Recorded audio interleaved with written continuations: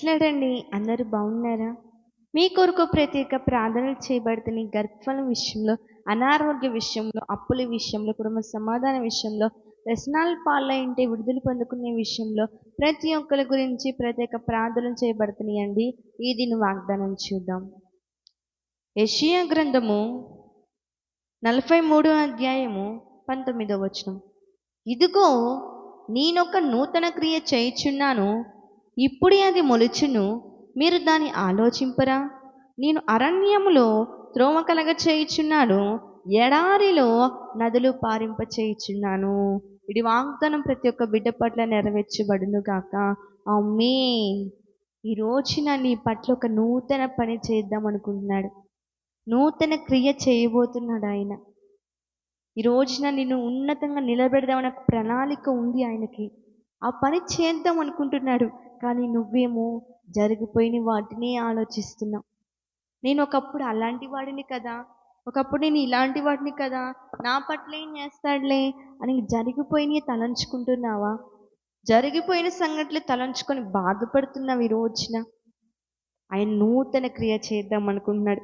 నీ పట్ల నూతన పని చేసి నిన్ను ఆశీర్వదిద్దాం అనుకుంటున్నాడు. ఈ రోజున నీ యొక్క బ్రతుకులు ఎండిపోయిన బ్రతుకుగా ఉందా? ఎడారిలో నదులుంటాయా అండి? ఎడారిలో నీళ్లుంటాయా? ఎడారి లాంటి నీ యొక్క బ్రతుకులలో కూడా నా దేవుడు నీళ్ళు పారవచ్చేసి దేవుడు. ఎండిపోయిన బ్రతుకులు కూడా చిగురింప చేసే దేవుడు.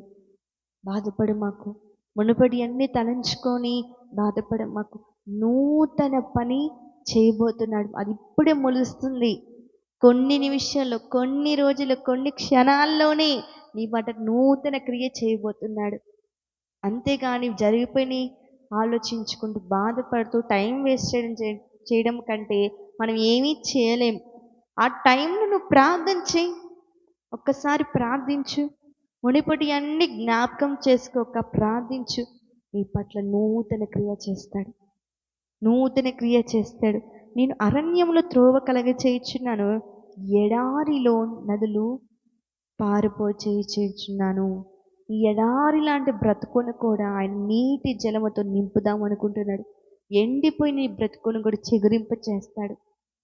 నువ్వు కేవలం ప్రార్థించు అంతే. జరిగిపోయిన సంగతులు ఆలోచించి బాధపడ మాకు. ధైర్యంతో ప్రార్థించు. నీ పట్ల నూతన క్రియ చేసి నిన్ను ఆశీర్వదిద్దాం అనుకుంటున్నాడు. ప్రార్థన చేసుకున్నామా? మహాపరిశుద్ధుడైన ప్రేమ గల తండ్రి, ఇటు వాగ్దానం ద్వారా ఎంతగానో మాతో మాట్లాడావయ్యా. అవును ప్రభా, నువ్వు మా పట్ల నేను నూతన క్రియ చేయించున్నాను, అది ఇప్పుడే మొలుస్తుందని మాట్లాడావయ్యా. నిజముగా నాయన మేము ప్రార్థనలు ఏకీవించలేకపోతున్నాం ప్రభా. జరిగిపోయిన సంగతులన్నీ తలంచుకొని బాధపడుతున్న సమయంలో నువ్వు ఎంతగానో నువ్వు మాతోనే మాట్లాడి మమ్మల్ని దర్శించిన దేవుడు ప్రభా. ఎండిపోయిన బ్రతుకుల్లో కూడా నాయన చిగురింపచేసే దేవుడు ప్రభా. ఎడారి లాంటి బ్రతుకులను కూడా నాయన నీటి ఊపిరిని నాయన నింపు దేవుడు నీవే కదయ్యా. అయా మా పట్ల నూతన క్రియ చేస్తానంటున్నావు నాయన. ఎంతగానో మాతో మాట్లాడిన దేవుడు ప్రభా. ఇది వాగ్దానం ప్రతి ఒక్క బిడ్డ పట్ల స్థిరపరిచి నెరవేర్చబడును గాక. ఆమేన్. ప్రైజ్ లార్డ్ అండి.